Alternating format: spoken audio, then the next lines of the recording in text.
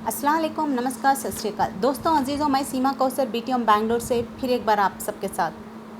दोस्तों, चंद दिन पहले जब ये कोरोना का लॉकडाउन शुरू हुआ, उस वक्त 3 लड़के बाइक पे बैठ के जा रहे थे और उन्होंने कहा कि हम लोग मुस्लिम्स हैं, कोरोना पॉजिटिव है, थूक देंगे। एंड वहाँ के तहसीलदार ने बिना जांच पड़ताल किए, बिना कुछ उसे इन्वेस्टिगेशन करे, सारे न्यूज़ मीडिया में इसको फैला दिया।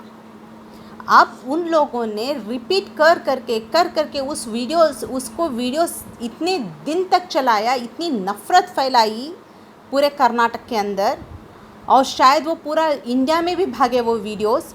और अब वो तहसीलदार का कहना है वो लोग पकड़े गए हैं, वो लोग नॉन मुस्लिम हैं। तीनों लड़कों का उसने खुलासा किया कि वो नॉन मुस्लिम हैं। मगर क्या, मेरा सवाल ये है, क्या उस तहसीलदार को इतने बड़े एक पोस्ट पे होने के बावजूद उनकी ये जिम्मेदारी नहीं थी कि वो पहले तहकीक करे, बाद में मीडिया को स्टेटमेंट दें? उनका बाइक नंबर से अभी उन लोगों ने ढूंढा, जबकि हर कोई इतना जहर उगल रहा है, ये कम्युनिटी को टारगेट किया जा रहा है। ऐसे सिचुएशन में इस तरह के लोग, क्या इनकी जिम्मेदारी नहीं है कि ये लोग पहले जांच पड़ताल करें, बाद में स्टेटमेंट दें? कोई आम आदमी तो नहीं है वो तहसीलदार। ये कितने बड़े ओहदे पे होने वाला, इतनी गैर जिम्मेदाराना हरकत। और उसने अब स्टेटमेंट दिया है कि वो लोग पकड़े गए हैं, वो लोग नॉन मुस्लिम हैं, उन्हें तीनों लड़कों का नाम खुलासा किया है। मैं उन लड़कों का नाम लेना नहीं चाहती हूँ क्योंकि मैं ज़ात पात में मानती नहीं हूँ। मगर क्या, जब उन लोगों, जिस मीडिया हाउसेस ने इसको इतना चला के TRP कमाई, जब असली सच्चाई का पता चलने पर क्या उन लोगों ने उसका बयान दिया? उसको उसी तरह से चला के नफ़रत कम करने की कोशिश की? नहीं, ये न्यूज़ को किसी मीडिया ने, न्यूज़ चैनल ने नहीं दिखाया, छुपाया गया। और दूसरा इंसिडेंट हुआ बैंगलोर के अंदर 3 दिन पहले पादरायनपुरा कॉन्स्टिट्यूंसी में, कि वहाँ पर मुसलमानों ने डॉक्टर्स के ऊपर और आशा कार्यकर्ताओं के ऊपर हल्ला किया।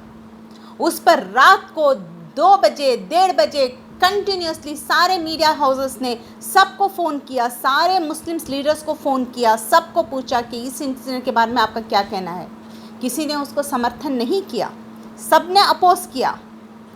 मगर उसको इतना चलाया, यहाँ तक इन्होंने बोल दिया कि ज़मीर अहमद को अरेस्ट कीजिए, उसको अरेस्ट वारंट निकालिए, जो वहाँ के MLA हैं उस कॉन्स्टिट्यूंसी के। और यहाँ तक किसी ने ये कॉन्स्टिट्यूंसी के MLA पे और उस कॉन्स्टिट्यूंसी के जो कॉरपोरेटर हैं इमरान पाशा, उनके ऊपर भी FIR तक लगा दिया इन लोगों ने। अब उसी कॉन्स्टिट्यूंसी के BBMP ऑफिसर ने स्टेटमेंट दिया है कल कि वहाँ पे फर्स्ट राउंड 22 लोगों को लेके गए, क्वारंटाइन किया, सभी लोगों ने समर्थन किया, सब ने कोऑपरेट किया, आराम से लेके जाके एक होटल में क्वारंटाइन किया गया। उसके बाद ये सेकेंड राउंड आए रात में, मगर वहाँ के ज़िम्मेदारों ने कहा कि नहीं, इस रात का वक्त है, अभी आप चले जाइए, सवेरे आइए, हम सब आपको कोऑपरेट करेंगे। तो उन लोगों ने उस BBMP ऑफिसर को फ़ोन लगाया। BBMP ऑफिसर अनिल कुमार का ये स्टेटमेंट है कि मैंने खुद उन लोगों को डांट लगाई कि ये कोई वक्त होता है जाने का, प्लीज़ आप सब लोग वापस आ जाओ। कोई डॉक्टर और आशा कार्यकर्ता और BBMP ऑफिसर नहीं था, मैंने सबको रिटर्न बुला लिया था। जब इन लोगों ने रिटर्न बुला लिया था तो रात के 10:30 बजे पुलिस वहाँ पे क्यों जाकर रैंडमली उठाने की कोशिश क्यों की गई? सवाल ये है, क्या इस पर कोई सवाल उठा रहा है? जब यही मीडिया हाउसेस ने इतना बदनाम किया उस इंसिडेंट को, जबकि कोई मुसलमान ने उसको सराहा नहीं, कोई मुसलमान ने उसको सराहा नहीं, या फिर उसके फेवर में किसी ने कुछ नहीं कहा। सब ने कहा कि हाँ, ये गलती हुई। मगर जब BBMP ऑफिसर का स्टेटमेंट आया, तब क्या ये लोग वो न्यूज़ को चलाने के लिए तैयार हैं? ये मीडिया हाउसेस, क्या मतलब है इसका? अब ये लोग क्या सिर्फ ये नफरत फैलाने के लिए बैठे हैं? और जो एक और इंसिडेंट हुआ, पालघर लिंचिंग का जो इंसिडेंट हुआ, उसको इन्होंने हिंदू मुस्लिम का रुख देने का बहुत ज़्यादा कोशिश की, कामयाब नहीं हो पाए। वहाँ की पुलिस ने डायरेक्ट कह दिया कि इसमें कोई इस तरह का हिंदू मुस्लिम का एंगल नहीं है। फिर इन्होंने क्या किया, उसको हिंदू और क्रिश्चियन में बदलने की कोशिश की। अर्नब गोस्वामी का डिबेट्स देख लीजिए आप, अगर मैं झूठ बोल रही हूँ तो। उसने ये तक बोल दिया कि सोनिया गांधी जाके इटली में रिपोर्ट देती होंगी कि इतने स्वामी जी मरे मेरी वजह से। क्या जर्नलिज्म, जिसको हम लोग कहते हैं कि fourth pillar of our constitution, क्या ये शोभा देता है इन लोगों को? क्या करें आखिर? आज़ादी के में हम मुसलमानों का इतना कंट्रीब्यूशन था। जब पाकिस्तान अलग हुआ तब हम लोगों ने हमारे देश, इस देश के देशवासी होने का, इस देश का हम प्रेम होने का हम लोगों ने सबूत दिया। वहाँ जाने से इनकार किया और यहाँ बसना हम लोगों ने एक्सेप्ट किया। सोनिया गांधी, उनके हस्बैंड के डेथ के बाद इतना ऐशो आराम है, उनके पास इतना पैसा है, वो सब कुछ जाके इटली में अपने 2 बच्चों के साथ आराम से ज़िंदगी गुजार सकती थी, राइट? उसने इस हिंदुस्तान में रहना पसंद किया। और क्या इस देशभक्ति का आपके मतलब, आपके कॉन्टेक्स्ट में देशभक्ति का क्या मतलब है आखिर? क्यों इतनी नफरत फैला रहे हैं आप लोग? चाहे मीडिया हाउसेस हो, कोई भी हो, मैं सबको बोल रही हूँ, जो कोई भी इस नफरत फैलाने में भागीदार है, मैं सबसे पूछ रही हूँ कि आखिर आपके कॉन्टेक्स्ट में देशभक्ति का मतलब क्या है? क्या सिर्फ आरएसएस वाले होना देशभक्ति का प्रूफ है? बाकी सब देशद्रोही हैं आपके मतलब में? मतलब हम और क्या दें? मतलब हमारा गला काट के अगर आपके हाथ में भी रख देंगे तब भी आप लोग यही हम लोगों के ऊपर क्वेश्चन मार्क तो लगा के ही रखेंगे। क्यों इतना जहर फैला रहे हो आप लोग? ये थोड़ा थोड़ा करके आप पहले हिंदू मुस्लिम करवा रहे हो, अब हिंदू क्रिश्चियन कर रहे हो, फिर हिंदू सिख करोगे, हिंदू दलित करोगे। क्यों इस तरह से थोड़ा जहर फैला रहे हो? भूलो मत, उसी जहर में तुम लोगों को भी जीना पड़े, तुम्हारे बच्चे भी उसी जहर में जिएंगे। तुम जो जहर फैला रहे हो इस हिंदुस्तान में, वो हिंदुस्तान में सब उस जहर में जीना पड़ेगा। ना इस हिंदुस्तान से मुसलमान जाने वाला है, ना क्रिश्चियन जाने वाला है, ना सिख जाने वाला है, ना दलित जाने वाला है।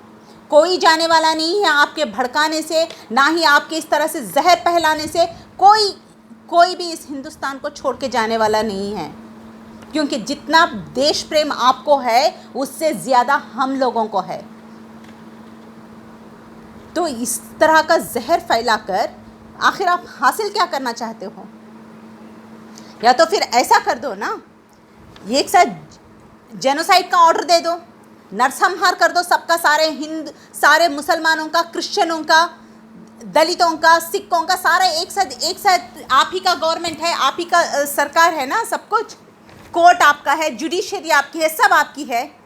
अब तो आप लोग संविधान को भी बदलने चले हो, तो एक साथ जेनोसाइड का एक साथ जजमेंट दे दो ना। ये एक ही परिहार है आप लोगों के लिए। इस तरह से जहर फैला के जो आप अपनी पीढ़ी, आने वाली पीढ़ियों को जिस आग में झोंक रहे हो, हिंदुस्तान को जिस तरह का आप पिक्चर बनाना चाहते हो, जिस तरह का हिंदुस्तान को सारी दुनिया में बदनाम कर रहे हो, अब तो सऊदी अरेबिया वाले भी बोलने लगे हैं। आज तक कभी उन्होंने बोला नहीं, और अगर यही हर्षर रहा तो सारी दुनिया बोलेगी, थूकेगी हम पर। तो इस तरह का माहौल क्रिएट करके दुनिया में बदनामगी फैलाने से, अगर आप में ताकत है, दम है, तो एक से जेनोसाइड का ऑर्डर दे दो ना, नरसंहार कर दो सबका। फिर रह जाओगे आप लोग आरएसएस वाले, फिर बनाना हिंदू राज्य। ये थोड़ा जहर करके क्यों मार रहे हो? क्यों विष फैला रहे हो ये सारे हिंदुस्तान में? क्या ये पॉसिबल है? क्या एक सेकंड के लिए सोच के देखो, क्या ये पॉसिबल है कि इस हिंदुस्तान से सारे मुसलमान चले जाएं? या फिर सारे सिख चले जाएं, सारे क्रिश्चियन चले जाएं और सारे दलित चले जाएं, ये पॉसिबल है? मैं सारे मीडिया हाउसेस को वार्न कर रही हूँ, अगर ये जहर फैलाना आप लोगों ने बंद नहीं किया, जो कोई भी ऑफिसर है, जो कोई भी इस जहर को फैलाने की कोशिश कर रहा है, मैं सबको वार्न कर रही हूँ, मीडिया हाउसेस को स्पेशली। हम लोग घेराव करना शुरू करेंगे। अभी घेराव करना कोई कानून के खिलाफ नहीं है, ये हमारा संविधान राइट है। हम लोग कानून को हाथ में नहीं लेंगे। हम लोग कपिल मिश्रा नहीं हैं, और या फिर जो बीजेपी एमएलए जो पुलिस वाले को मार रहा है, या फिर जो अनंत कुमार हेगड़े जो एक डॉक्टर को पीट रहा है 2 दिन पहले, इस तरह के हम लोग गुंडे मवाली नहीं हैं। हम लोग संविधान को रेस्पेक्ट देने वाले हैं, नेशनलिस्ट हैं, एंटी नेशनलिस्ट नहीं हैं। कोई हम लोग संविधान के विरोध में जाके कोई काम नहीं करेंगे। मैं दोबारा से वार्न कर रही हूँ सबको, अगर आप लोग रुके नहीं तो फिर हम लोग सब सारे जब कोई भी फॉल्स न्यूज़ चलाएगा, हम लोग उस मीडिया हाउस का घेराव करना शुरू करेंगे। घेराव करना हमारा संवैधानिक हक है। उस वक्त ये इंटरनेशनल न्यूज़ बनेगा। आज Saudi Arabia, middle east countries आपके खिलाफ बोल रहे हैं, कल के दिन सारी दुनिया को आपको जवाब देना पड़ेगा। Be careful. दोस्तों धन्यवाद।